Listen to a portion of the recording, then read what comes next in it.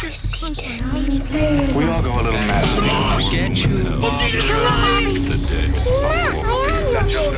You are undoubtedly. Here's Johnny.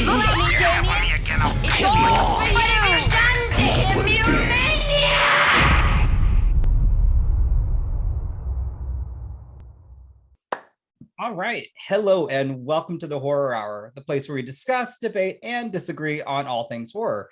I'm one of the co-hosts here, Yutaka. Hello. And today I'm joined with Liam. Hi. And I'm really excited because over the past couple of weekends, I went to Sundance virtually, and I got to see Chloe Okuno's The Watcher. And I'm really excited to have Chloe back. So hi, welcome back, Chloe. Hi, nice to be back. This is it's really great to get to talk to you about this film because this was also my first Sundance experience, but this is your first feature-length debut. That is correct. Yeah, my first feature-length debut, also my first Sundance experience. So a lot of new things happening. How was it? One, premiering at Sundance, and now also with the film getting picked up by IFC.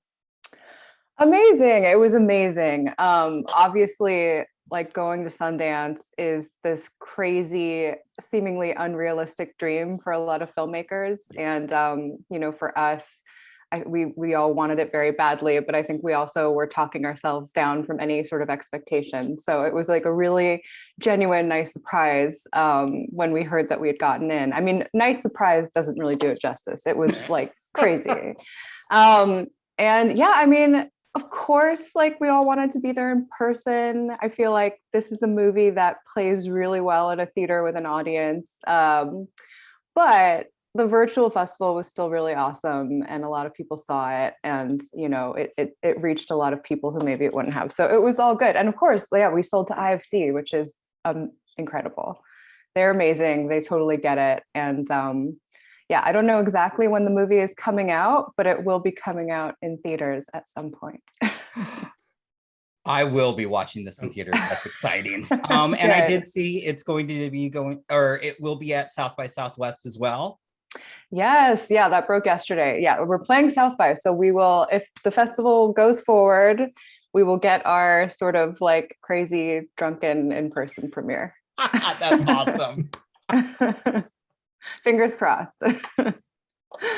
Everything crossed for it, because it does have to be seen in, I think, in a crowded space.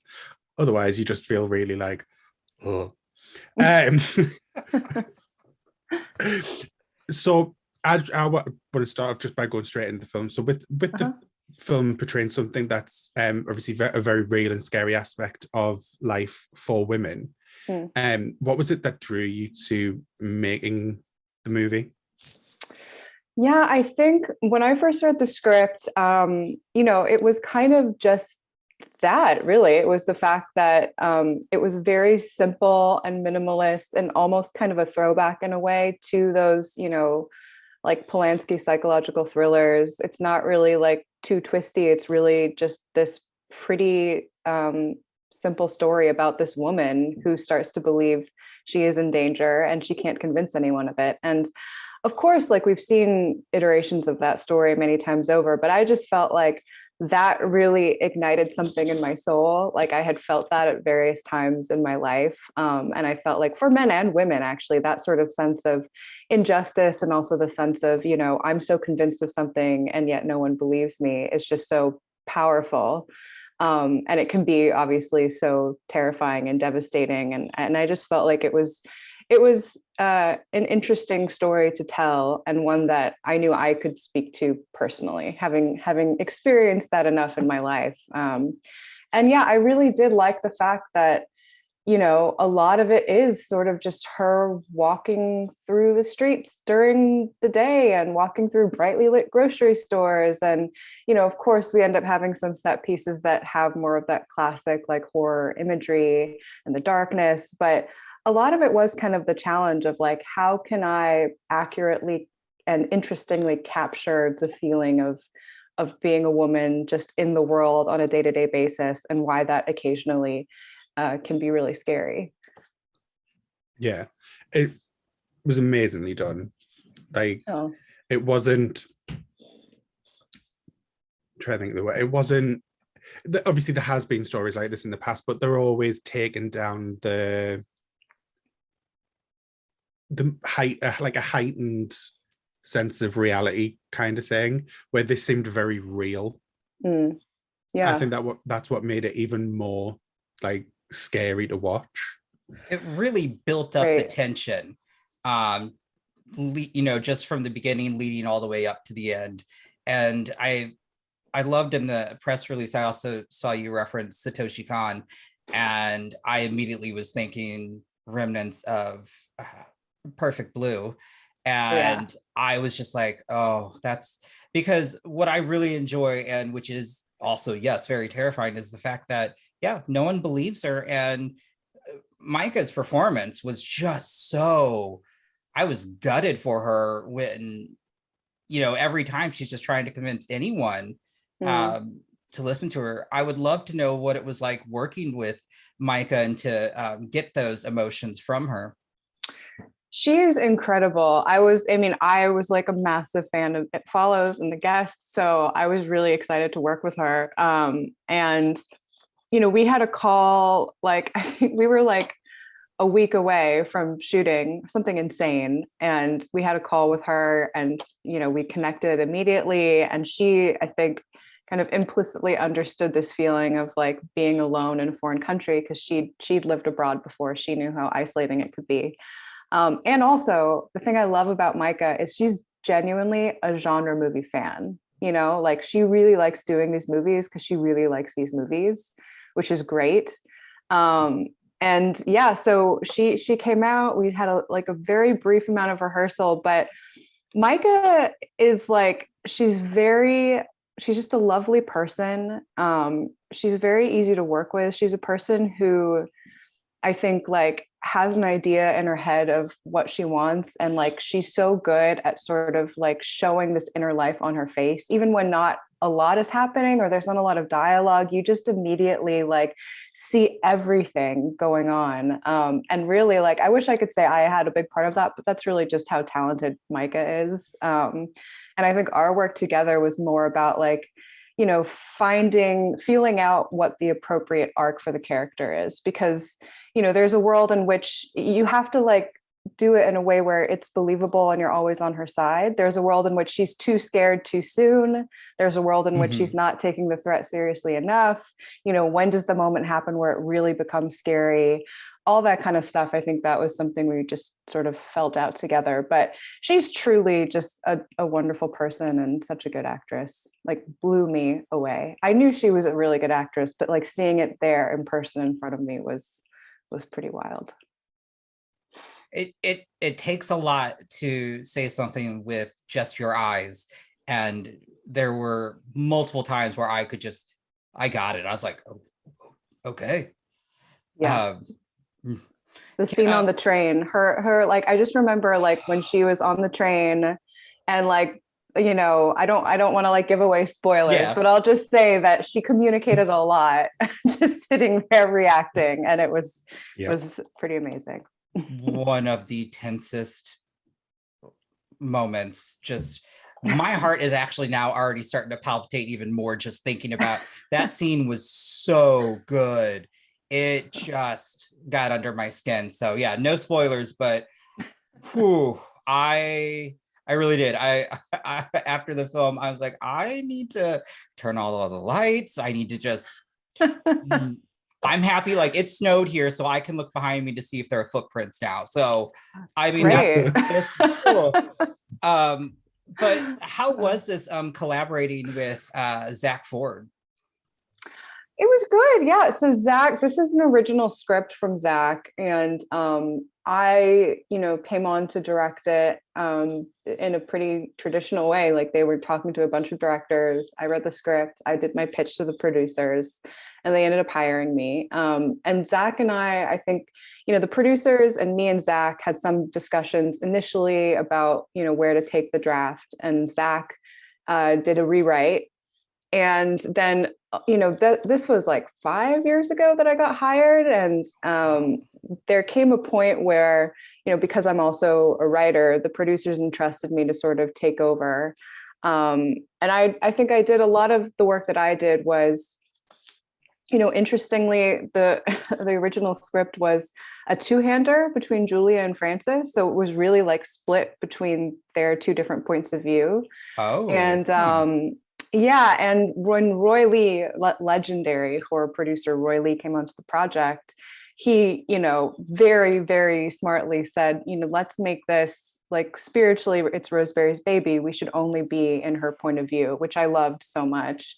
And I think already spoke to where I kind of wanted to take it. And it just like empowered me to like go all the way. So that ended up being kind of a big, evolution. And the other big one, which I've talked a lot about now, but I think it's interesting, is that the script was set in New York City. And then when we heard we were going to Bucharest to shoot it, I rewrote it to take place in Romania, which obviously brought like this whole other like level of the story and kind of completely changed a lot. But it ended up being such an amazing blessing, I think, because it unlocked a lot of things that ended up really helping the story.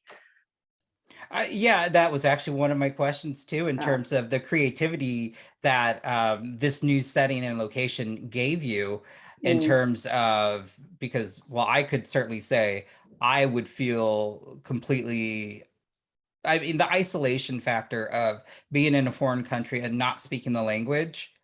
Yeah. I mean, she was dependent on Francis for so much of that. And I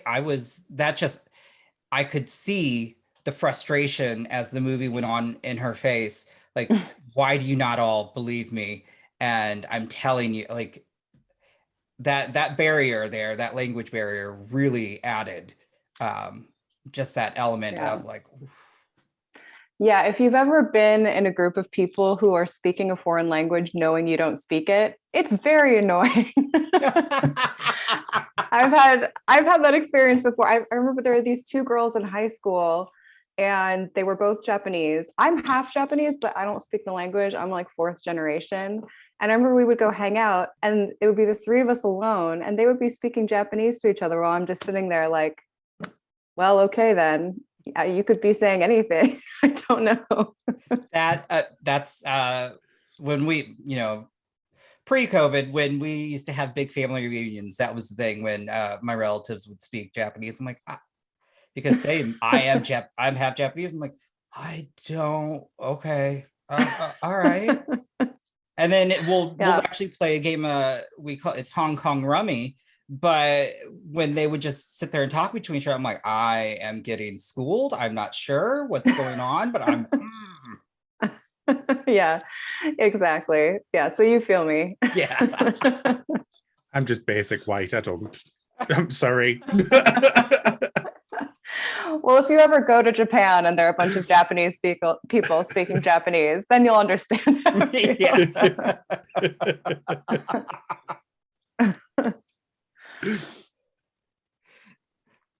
Yeah. So sorry. So obviously with this film, it could have been taken down more of like a drama route.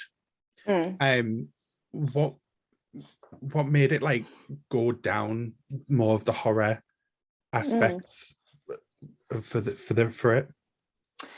Yeah, I mean, I think actually, the initial script was certainly a horror movie, and I think in some ways maybe more of a traditional horror movie at moments. I think the structure was still similar, and it's like a lot of just sort of like her feeling uneasy as he's watching her and following her and not knowing how real the threat is. But I mean, I certainly really enjoy shooting the more explicit, horrific moments. I find that very exciting. And I felt like, this is a movie that by design is a slow burn. And a lot of it is, the drama that's happening between Julia and her husband, Francis. And, there's just the drama of, But I would say not even the drama. I would say the sort of like the fear and tension of what's happening, even if nothing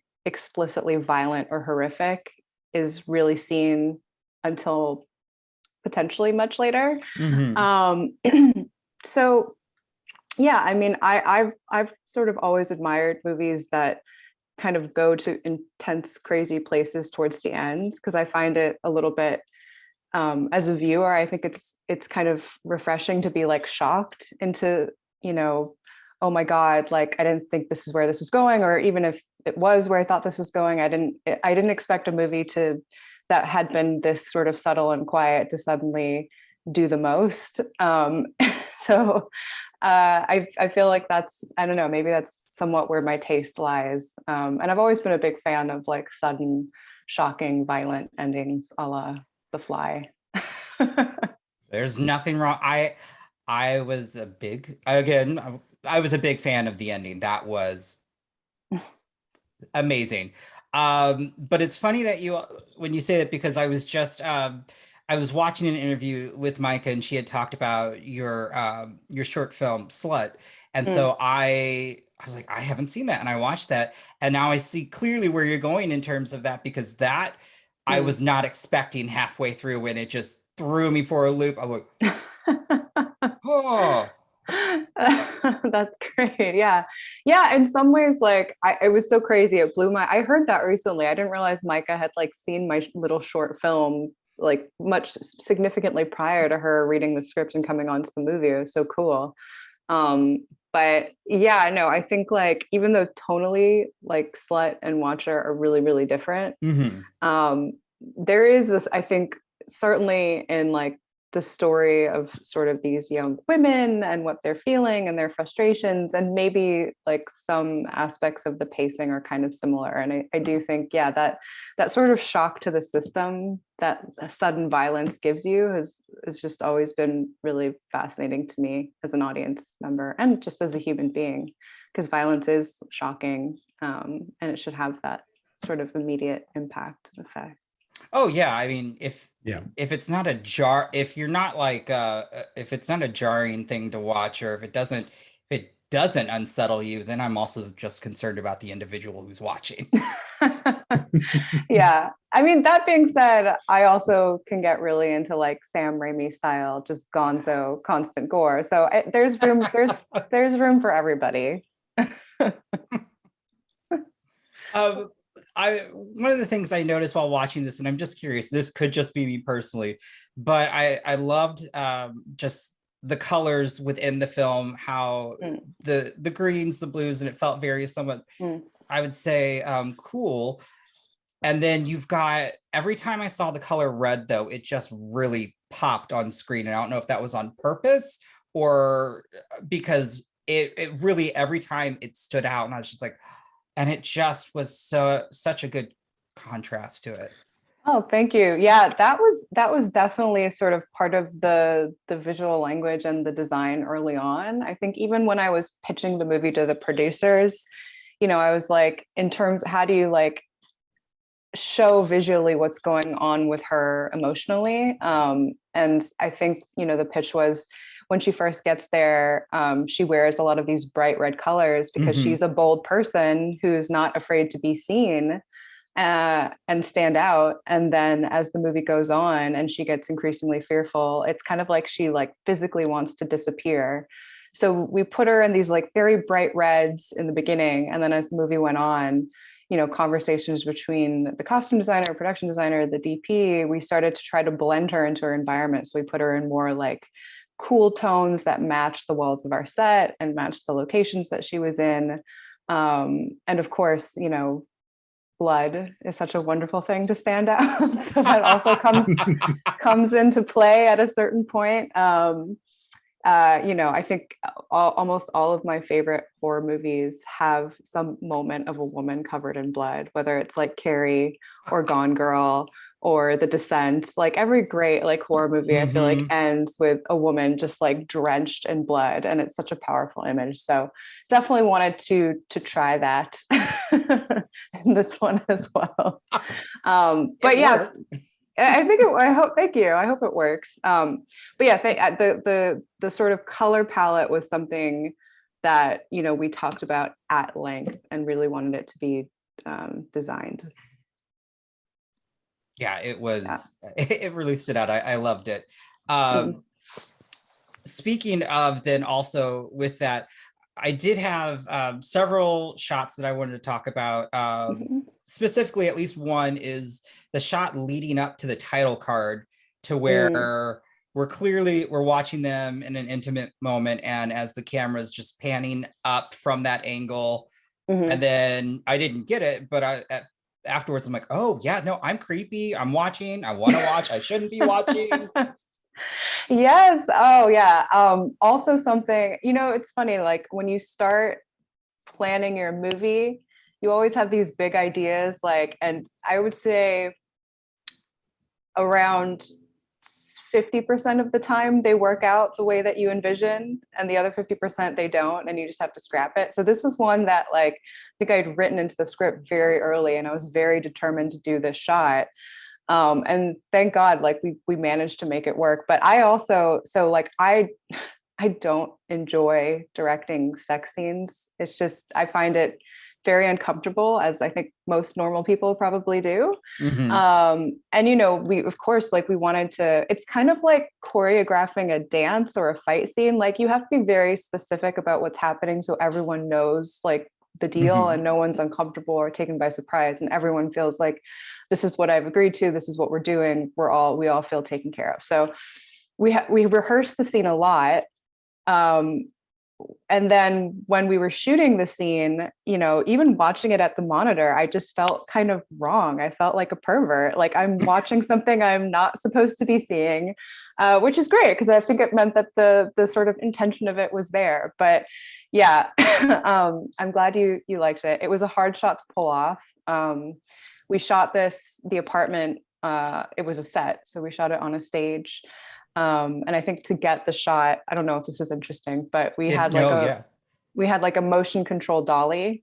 So we were slowly pulling out, but the set is pretty small. So there came a point where the dolly like hit the wall of our stage and we kept rolling. So part of it is like an actual like in-camera effect of a pullback. And then I would say part of it is actually sort of VFX, where the VFX artist continued the shot until it pulled back. And of course, they were the ones who composited in the exterior of the building. So, oh wow, that's how we did that. And we did quite a few takes because the timing of it with the credits was very difficult, and just making sure it was the exact sort of right length of it. But yeah. It was really very interesting because it doesn't look like a shot that needed any like effect or anything like that. It just looked. I didn't realize it was a set. That's great. Yeah, that's awesome. Yeah, surprisingly, a lot of visual effects in this movie. Like I signed on and I was like, great, it's a woman in an apartment. It's going to be so easy. But then in Bucharest, like we couldn't find, the apartments are all really small, and we couldn't find an apartment we could use as Julia's apartment and the sort of perfect building across the street that would be our view of the Watchers building, which we also needed to control to have someone in the window. That's actually kind of a hard thing. And we quickly found out that it just, we couldn't manage to find those two perfect sort of locations together. So the Julia apartment was a build, and then basically outside the windows, we did a combination of blue screen and a Roscoe soft drop translate. So it's like a very sort of a very good new high-tech translate, which is a technology they've been using since like probably the 20s. Oh wow. So yeah, and then to get like, we went to a separate building to get the shots of the Watcher, and that building didn't have any apartment across from it. So in order to like shoot that, we had to build a 3-story high platform in a parking lot. And basically like we like took a scissor lift up onto this very, it felt kind of flimsy platform and like just shot this building. if anyone in that building were to like look out, they would be like, what is going on? There are these weirdos like on a giant scaffolding platform, just like shooting into our apartment building. But anyway, again, I don't know if all that's interesting, but it definitely like, No, it is. It really is. I love hearing about the making of the film because honestly, yeah, I thought that you had found that. So to know that it was a set, part of it was a set, and it's seamless. So I wow. that's great. That's great. Yeah. So many composite shots, there's like a ton of like split screens. Like we were going full David Fincher. Just every single frame of this movie is like there's some kind of VFX on it, even if hopefully you don't clock it. A lot of fluid morphs, just everything. No, didn't clock a single one. That's it just great. all looked like it was real place. Like, yeah, I'm really shocked, actually. Yeah. That's amazing. Well, I mean, all credit goes to my editor, Michael Block, and Company 3, and the VFX artist at Abyss. So, but good to hear. Another one of the shots that I really love, also that we've seen a lot, I think, in promotional images as well, is Julia in the rain behind the railings. Tell me about that, because it's also one that it's stunning to look at. Can I just say, I love talking about individual shots. I feel like it's so much more interesting. You can get so much more into detail. Like I genuinely, like, I love it. Yeah, so that one, that was heavily inspired by a shot in this movie, Three Colors Blue by Krzysztof Kieslowski. And that movie is like incredible, but it's kind of actually ended up being pretty influential on this in other ways. It's a drama about, this woman who's grieving the death of her husband and daughter. But there's a sequence in that movie where she's following a woman through the streets. And like, there's this shot where she's kind of like staring at her from behind a fence, which I thought was just so powerful. So when we were doing that sequence of Julia following the watcher through the streets of Bucharest, we found this like area where he was like at this little restaurant, and we wanted her to be watching him, but there wasn't a fence there. Actually, there was a fence there, but it was on a church, and they like didn't let us shoot behind their fence. So we had to bring in our own little piece of fencing. And so everything is just like, oh wow, created. But yeah, so we brought in the fence. It was probably one of the hardest days to shoot because we were outside in the freaking rain and cold, like for 12 hours, and just wet and miserable, and like having to like, the grips are having to lay dolly tracks in the rain. It was a very hard shoot day, but obviously like it ended up being great in terms of the look and just the moodiness and the atmosphere. So yeah, that is the story of that shot. And obviously I think part of the reason that shot is so powerful is just Maika and yes, like the expression on her face of like the sort of like death eyes that she gives. Like I'm scared, but I'm gonna kill you. It's like the feeling. Oh my, I'll have a sidebar after we stop because I do have one comment on that, but I don't want to spoil things because yes, that look that she gives at that moment. And if I were watching this in theater, well, when I was watching this, I was yelling at the screen, like, stop, don't, no, this is a bad idea. I am one of those people, if I'm at home, I'll be shouting at the screen, but that was a sequence I was just like, no. And it's funny because I'm just like pulling back from the screen, and that was a great sequence. That's awesome. And then one of my other favorite shots that I would love to talk about is kind of the lead up to the subway. The whole sequence of her in that dress, but when she's standing there on the steps and you see the columns and the colors and just her and tell me about that shot, because that was also, I keep saying, but this film was just, it sounds silly, but it was delicious because I was eating up all the scenery. It was just shot so like, oh my gosh. And I could probably talk about so many more shots, but this would be the last one that I just, without giving away things. So Oh, thank you. Yeah. So you mean that like when she's She's how do I storming talk out, about this? basically. She's storming. Yeah. Okay. Got you. Yeah. So that one, that again, like one of the amazing advantage of Bucharest is they just have all these crazy, beautiful locations that, like, as a person who's never really been there and who hasn't spent a lot of time in Romania or even in Eastern Europe, it's just like a sort of, it's something I hadn't really seen before. So initially that scene was written to take place, I think, in an office building or maybe in the boss's apartment. Mhm. But then as we were kind of scouting all these different locations, we just came across, this might have even been, I think when we scouted this particular one, it might have been for a different scene or I can't remember, but it was just such a beautiful location. And it had it was just graphic and it had these kind of incredible lines. And I think I was really attracted to the sort of like golden color. And my DP, Benji Kirk Nielsen, he and I talked about, like, I think there was a sequence in the Game, the David Fincher movie, where they're kind of at the end at this party and it's sort of a bunch of rich people and it has a similar sort of like beautiful golden tone. There's also a scene, I think, in like the Dark Knight Rises maybe, where it's just it was a perfect location to get this sort of like monochromatic golden look and have Maika sort of completely blend into the environment. Between her hair and her dress, she just sort of disappears into it.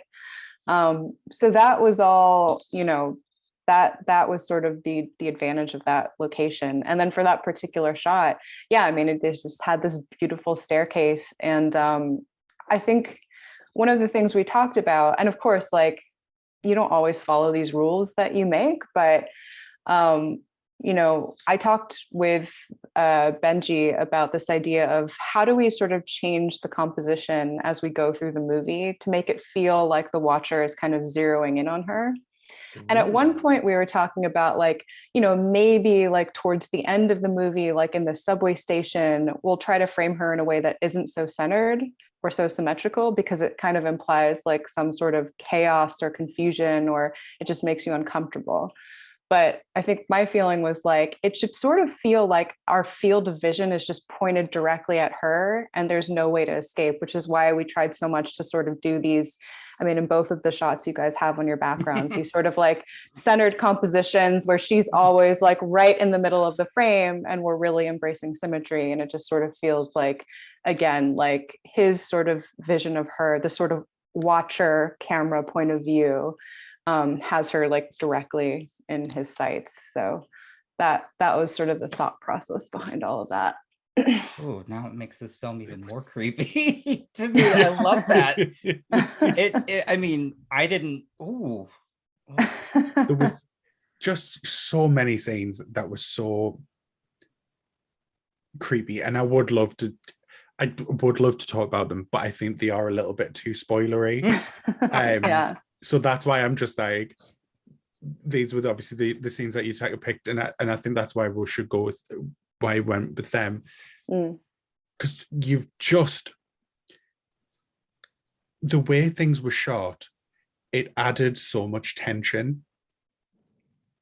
A lot of your shots like lingered, and it just made you feel so uneasy. Is that something that was purposeful with some of the shots?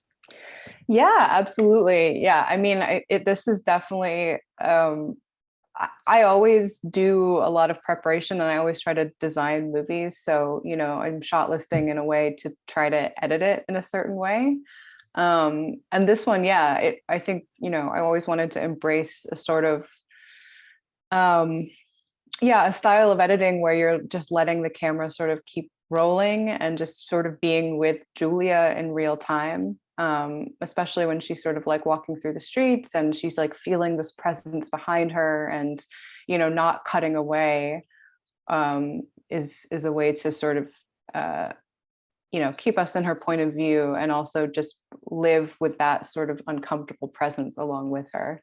So yeah, definitely that was by design and intentional. And it was I think it's like you have to sort of get into the rhythm of the movie, which is deliberately paced, we'll say. Not slow, of course, not slow, but deliberate. Yeah. Well, I will say Burn Gorman as well. Like, oh, love him. Just, He's so good. So good. He's like a magician. Just what he's able to do with the tiniest little look is chilling. But he's also, I was a huge fan of Burns, and I think so many people have probably seen him in like Guillermo del Toro movies, Christopher Nolan movies. Like he's worked with everybody. Torchwood for me. Torchwood. I love it. Yes. I heard that's like kind of how he got or that's one of the earlier things in his career, which I need to see because I love Burns. But yeah, I mean, I think I was a little bit intimidated initially because he is a legend and he's worked with all these people. But Byrne is truly like the kindest person I've ever met in my entire life. He just showed up. He's so sweet. He's so supportive. He just he brings the best energy to set. And it's so funny because, in this movie and a lot of movies, he's utterly terrifying. He's oh my God. a real creep. But in life, he's a ray of sunshine is how I describe him. He's just a very, very positive, sweet person.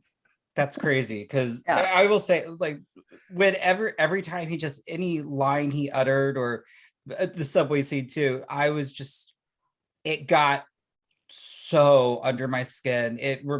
The way I was feeling was how I felt when I watched 1 Hour Photo. I just felt gross and I needed to go take a shower. That's how I was feeling during that scene. It was so I'm just telling our listeners and our viewers, this movie will get under your skin in the best way possible. And it is one that is just going to, it has that creeping sensation. And then when it hits, you're like, you're trapped. I couldn't get out. And I mean, with any horror film, you just need to surrender to it because that's how you're going to get the best out of it.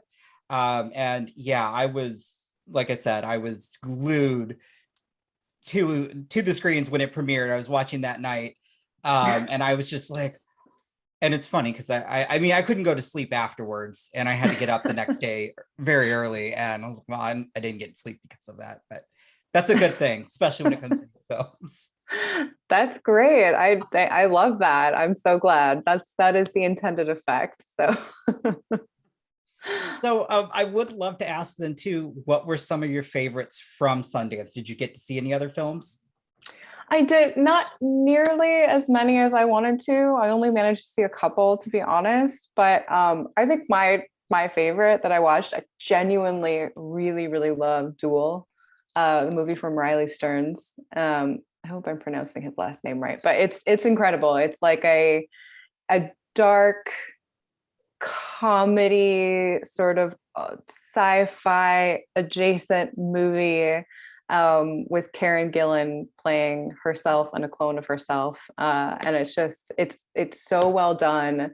It's very, very funny in a very different and unexpected way, and just very, very beautiful as well. I think they shot it in Finland or something, so it just kind of similar to Watcher in the way that it's just an environment that you're not really used to, and it just gives this extra sort of level of uniqueness to it. But that movie I adored. It was very, very cool. It was sold out. I couldn't get to that one. Oh no, I'm sorry. I'm excited for it. I mean, there were a lot of films that really, this being my first one, I just didn't know what to pick, this whole process. And I see some folks would be like, I saw 20 films at Sundance. I go, how? How? Yeah. Is that possible? I was struggling with, I think I saw 6 and I still felt like that was overload, but that's pretty good. I was like, okay, but that was one I wanted to see, but I didn't hear about it until it pretty much blew up, and I'm like, oh, I'm gonna go second screening. Yeah. Sold out. Oh. I'm sure you'll get a chance. I'm pretty sure they sold their movie to I'm sure it'll be coming out. But yeah, no, there's so many movies I really want to see Resurrection. That looks amazing. Big Rebecca Hall fan. She she's incredible. She's so incredible. talented. I like one of my favorite movies from the last few years was The Night House. I thought that was like so amazing, so terrifying, like chilling, really well done. And she's obviously like a legend. But yeah, there's a ton of movies I need to see. I felt so bad. It's just hard because like when you're doing the festival, obviously there's a lot of press you have to do, and you have such a small window to watch those movies. So yeah, I'll be seeing them in theaters hopefully. I will say, yeah, that small window, it was but as soon I watched, as soon as the premiere happened, I was like, I'm watching it. I kept like refreshing, waiting. And then of course after I watched, I'm like, I really should have watched that in the morning, not at night, because again, this film just it gets under your skin, and it just Oh, thank you. Well, I hope you're able. Scene. Oh yeah, we'll talk about that after, not to spoil for folks. I would like to know, and I if anything's changed this past year, I think even at Sundance too, the horror genre has been so incredible. And I would love to know, were there any great films or anything that you loved this past year that you've seen in general in the horror genre? Oh my God, what a good question. What have I seen? Sorry, this is so embarrassing, but let me quickly look. Let me glance at my letterbox Yes! because that's the only way. That's the only way I can remember things now, because my brain is apparently mush. Oh, okay. So I think this qualifies as a horror movie. I really, really enjoyed Nightmare Alley. I thought that was incredible. I'm a big Del Toro fan, and I wasn't sure. I think maybe that movie, I know it didn't do so well in theaters, which is probably just completely, beyond anyone's control at this point. But that I felt was, as always, really beautiful. And I'm a big fan of, like, I didn't see the original Nightmare Alley, but I'm a big fan of kind of those like carnival set movies like Freaks, and I thought he did a really good job kind of evoking that. And yeah, no, that one I was really into. That was, it was a shame, but again, it's out of everyone's control, I think, with theaters. And then my final question then is, what's next for you? What is next for me? There's some very exciting things, some of which I can't really talk about yet. And hopefully they happen, because in this business, you never know. But the one that I think I've been working on for around a year, and maybe I even talked about this in our last conversation about VHS, but there's a script that is about a serial killer named Rodney Alcala, who's the dating game killer. He's notorious for appearing on the show and winning the show in 1978. So it's this incredible story. Anna Kendrick is attached to play the lead, and the premise is like the woman who was the bachelorette on that show actually ended up choosing Rodney in life. Of all of the three bachelors, she picked bachelor number 1, I think he was. So the sort of premise of the movie is we're sort of following this woman, getting to know her as she goes on the show and meets this man who is of course, horrific serial killer. So that one is awesome. Hopeful that we're gonna find a way to get that one made in the treacherous world of indie filmmaking. But that just sounds like something that would be such a hit, though. I think it would be. Yeah, I think it's a really, really good script, and I love serial killer movies. And this one I think is unique in sort of like the tone and just the setting. A lot of it takes place on the set of The Dating Game, which is not your typical sort of serial killer story. That sounds, I am very concerned. I feel like sometimes you like to put your lead actresses in danger. I guess so. I know. Poor things, but it makes for great movies. But I just want to say again to everyone, it will be at South by Southwest. I'm just really excited. I can't wait for this to eventually come out and others to also see this. It's a great film. And I just also want to say thank you for coming on here again and getting chatting with us about the film, because this was just I'm very honored. This was a wonderful experience. Oh, thank you, Yutaka. Thank you guys for having me. Thank you for watching the movie. Yeah, definitely everyone go see it whenever it comes out in theaters or at South by Southwest. And then with that, we'll just say goodbye. Bye. Thank you. You have been listening to the Horror Hour. See you next time.